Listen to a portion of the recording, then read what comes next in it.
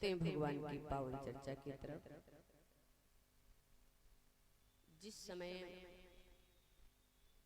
पांचों पांडव द्रौपदी को साथ में लेकर के बद्री वन की तरफ प्रस्थान किया, जा रहे हैं मार्ग में, उसी समय क्या हुआ, द्रौपदी चलते चलते थक गई, पांव में छाले पड़ गए। तो द्रौपदी कहने लगी, ऐसा है अब मैं पैदल नहीं चल सकती। कहा मैं पैदल नहीं चल सकती, हमारे पांव में दर्द होने लगा है, पैर दर्द करने लग गए और हमारे पांव में छाले भी पड़ गए, इसलिए मैं अब चल नहीं सकती। भीम ने कहा ठीक है, घबराओ नहीं, मैं अभी अपने पुत्र घटोत्कच को याद करता हूँ और अभी उसका आवाहन करूंगा, अभी वो आएगा हमारे पास में और हम सबको अपने कंधे पर बिठा करके बद्री वन में छोड़ देगा। ये घटोत्कच जो है भीम का पुत्र है, लेकिन ये घटोत्कच भीम का पुत्र कैसे है, आइए जरा ध्यान देंगे। एक बार महाराज भीम जो थे स्वर्ग को जा रहे थे, रास्ते में ही एक राक्षसी मिल गई जिसका नाम था हिडिंबा, जिसका नाम था हिडिंबा।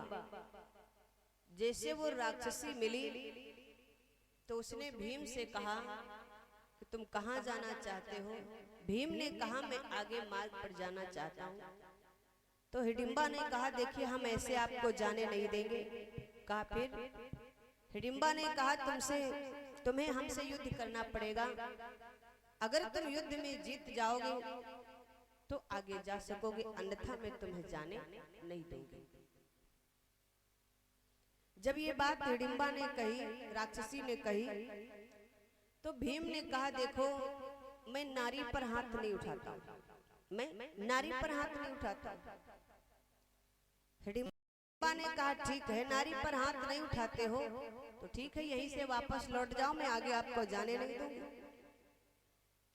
अच्छा, उस मार्ग से जो भी जाता था तो उससे हिडिंबा युद्ध करती थी और युद्ध में पराजित कर देती थी। ये सबसे युद्ध क्यों करती थी? क्योंकि एक बार हिडिंबा ने महाराज ब्रह्मा जी के पास में पहुंची और ब्रह्मा जी से कहा कि मैं आपसे कुछ पूछना चाहती हूँ। तो कहा पूछो, क्या पूछना चाहते हो, जो पूछना चाहती हो बताओ। तो कहा महाराज मुझे ये बताओ कि हमारा विवाह किसके साथ में होगा। ब्रह्मा जी ने कहा तुम्हारा विवाह उसके साथ में होगा जो तुम्हें पराजित कर देगा, जो तुम्हें युद्ध में हरा देगा, उसी के साथ में तुम्हारा विवाह होगा। तो कहा ये मुझे पता कैसे चलेगा?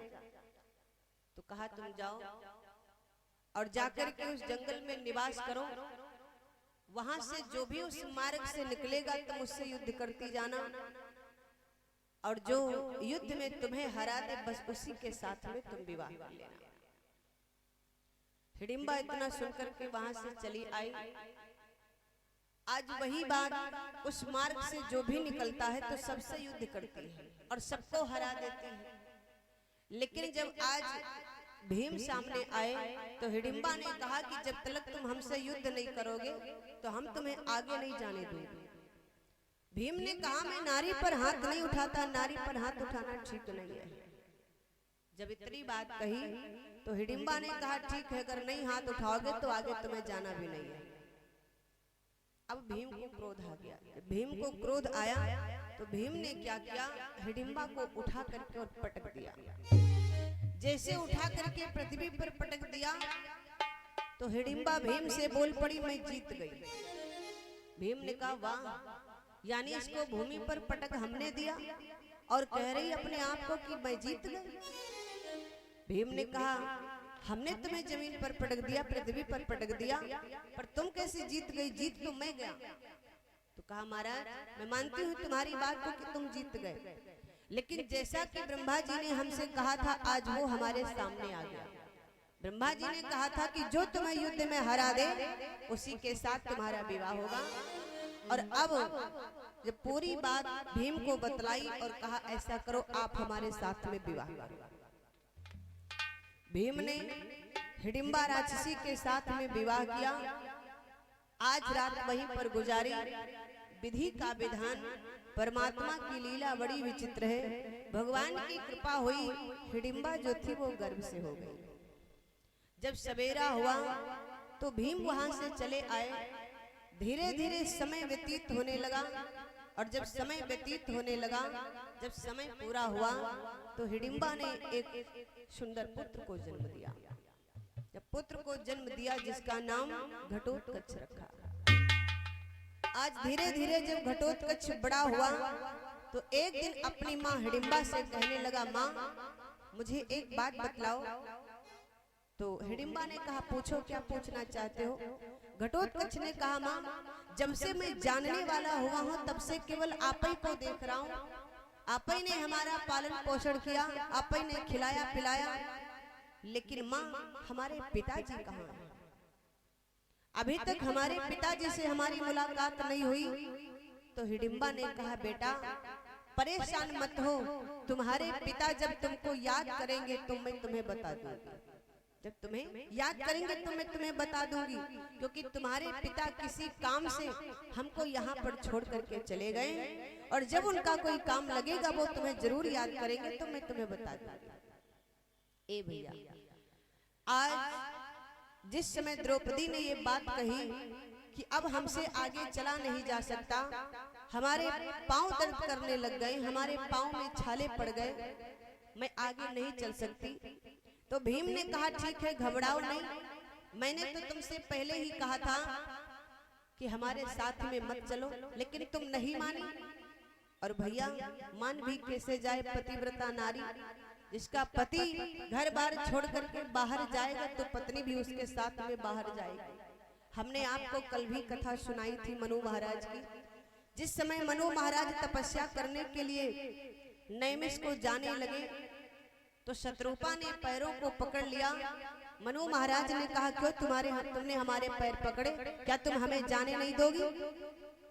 शत्रुपा ने कहा, मैंने इसलिए तुम्हारे चरण नहीं पकड़े हैं, मैं आपको रोक नहीं रही हूँ। तो कहा, फिर तुमने हमारे चरण पकड़े क्यों? कहा, इसलिए क्योंकि मैं भी तुम्हारे साथ चलना चाहता हूँ।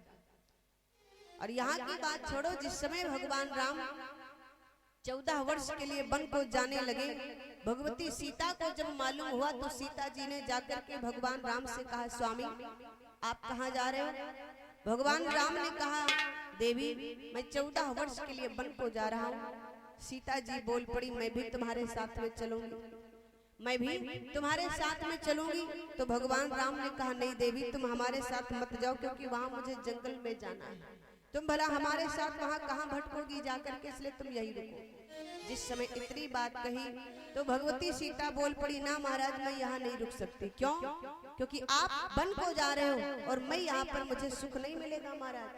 अगर आप ये चाहते हो कि मैं राजमहल में रहूंगी तो मुझे सुख मिलेगा, लेकिन नहीं, अगर मुझे सुख मिलना होगा तो आप ही के पास में रह करके आपके चरणों की सेवा करके मुझे सुख मिलेगा, बाकी इन राजमहलों में मुझे सुख नहीं मिल सकता है। क्योंकि आप भी जानते हो क्या, पति तन मन धन पति श्रृंगारा, पति तन मन पति श्रृंगारा, पति तन मन धन पति श्रृंगारा, पति तन मन धन पति श्रृंगारा, पति तन मन धन पति श्रृंगारा, पति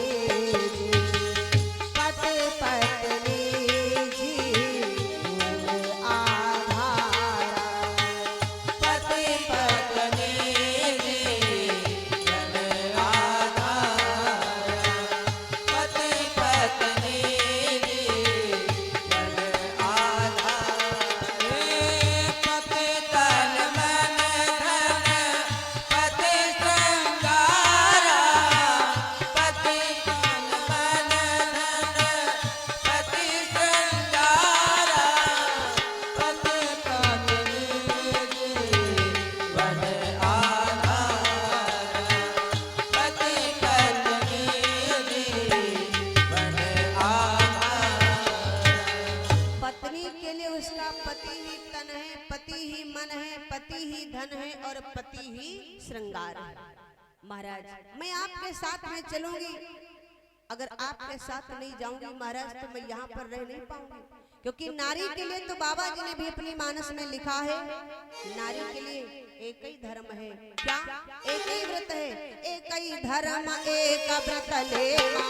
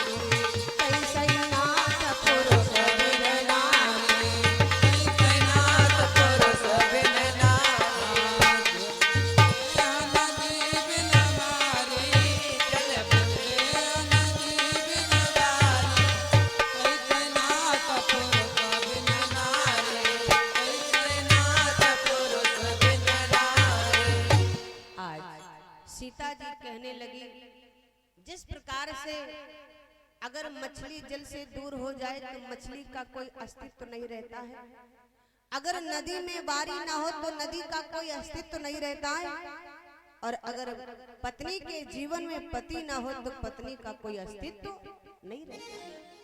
इसलिए महाराज मैं भी आपके साथ में चलूंगी। नारी का एक ही धर्म है, एक ही व्रत, एक ही नियम, क्या कि वो अपने पति के चरणों की सेवा करे। मैं भी तुम्हारे साथ में चलूंगी। भगवान राम ने बहुत मना किया, नहीं देवी तुम मेरे साथ नहीं चल पाओगी, वहां नहीं जा पाओगी, इसलिए तुम यही रहो। तो भगवती सीता बोल पड़ी, सुनो महाराज, कहती सिया, सुनो महाराज, कहती सिया स्वामी हम हो चलेंगे, कहते सिया स्वामी हम हो चलेंगे, कहते सिया स्वामी हम हो चलेंगे, कहते सिया स्वामी हम हो चलेंगे, कहते सिया स्वामी हम हो चलेंगे, हम हो चलेंगे,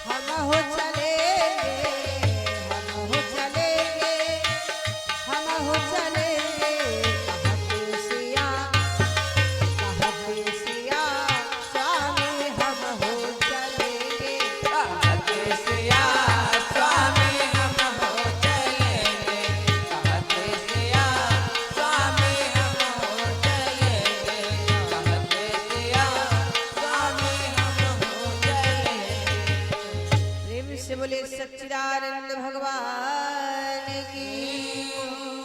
अब जिस समय इतनी बात कही, इधर भगवान राम से जब ये कहा तो कहा ठीक है चलो। भगवती सीता को साथ में ले लिया और चल पड़े। इधर जरा विचार मन समझाया द्रौपदी को पांचों पांडवों ने, लेकिन द्रौपदी ना मानी। नहीं, मैं तो तुम्हारे साथ में ही चलूंगी। और जिस समय चली तो जब पाँव में छाले पड़ गए तो कहने लगी कि अब मैं आगे नहीं जा सकती, हमारे पाँव में छाले पड़ गए, हमारे पाँव दर्द करने लग गए। भीम ने कहा कोई बात नहीं है, तुम रुको, मैं अभी अपने पुत्र घटोत्कच को याद करता हूँ और अभी वो आएगा और हम सबको अपने कंधे पर बिठा करके बंदरी वन में छोड़ देगा। इधर भीम ने क्या किया, जैसे ही अपने पुत्र को याद किया, जब भीम ने सुत को याद किया, जब भीम ने सुत को याद किया, घटोत्कच वीर तब आया है।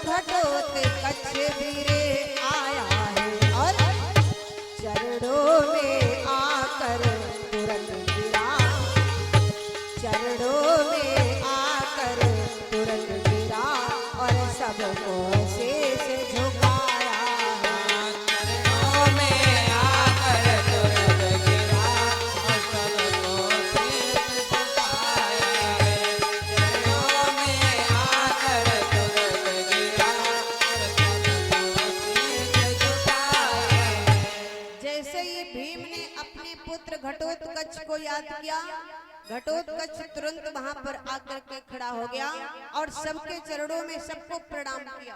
सबके चरणों में सिर झुका करके जब प्रणाम किया, बोल पड़ा पिताजी आपने मुझे याद किया।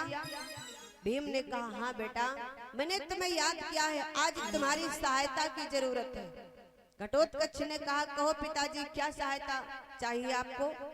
भीम ने कहा ऐसा है, हम सबको बिठा करके किसी भी प्रकार से हमें बद्री वन में पहुंचा दो।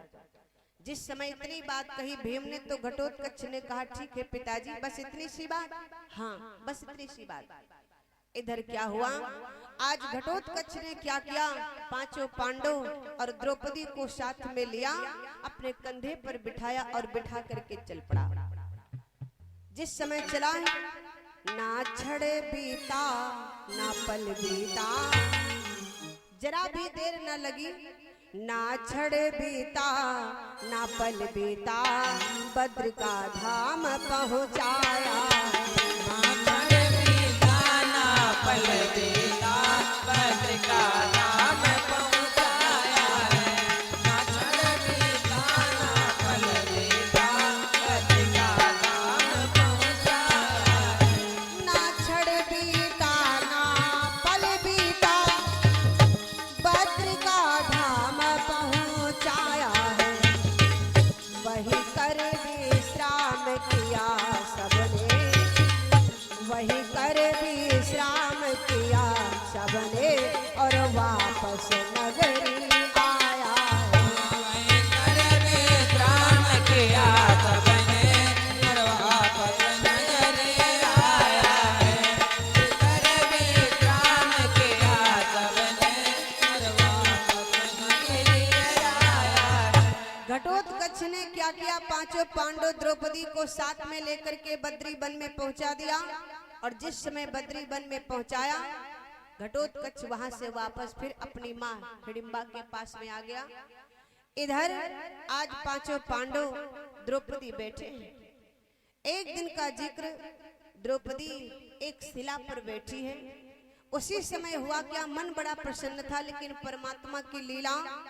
बद्री वन में एक दिन, बद्री वन में एक दिन, घटना घटी विचित्र, वायु उड़ा कर कहीं से लाई पुष्प विचित्र।